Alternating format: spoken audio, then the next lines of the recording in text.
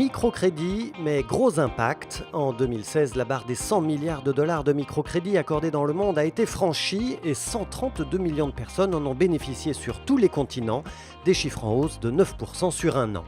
Première région du monde concernée, l'Asie du Sud. Elle a enregistré plus d'emprunteurs que dans le reste du monde, 78 millions de personnes. Et elle affiche la plus forte croissance, tant en portefeuille de prêts qu'en nombre de clients.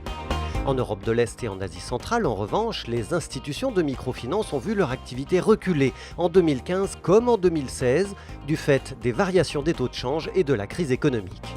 Cela dit, les mesures politiques prises face à la crise laissent espérer des améliorations. La région Amérique latine et Caraïbes, de son côté, reste championne mondiale par le montant des microcrédits accordés. Les encours de prêts y dépassent les 42 milliards de dollars, loin devant toutes les autres régions.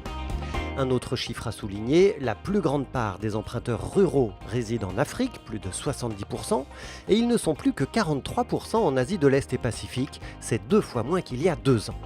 On remarque également que les femmes représentent l'essentiel des clients de la microfinance sur la planète, et si ce n'est pas tout à fait vrai dans chaque région, c'est en revanche flagrant en Asie du Sud et dans le Pacifique. En Europe de l'Ouest, la microfinance est discrète, mais en fort développement. Le secteur progresse de plus de 12%, avec 2,5 milliards d'euros de prêts accordés à 750 000 personnes en 2016. Quant à la France, on y dénombrait l'an dernier 20 000 microcrédits professionnels qui créent de l'activité et de l'emploi, ainsi que 17 000 microcrédits personnels. Des chiffres qui démontrent le dynamisme du secteur.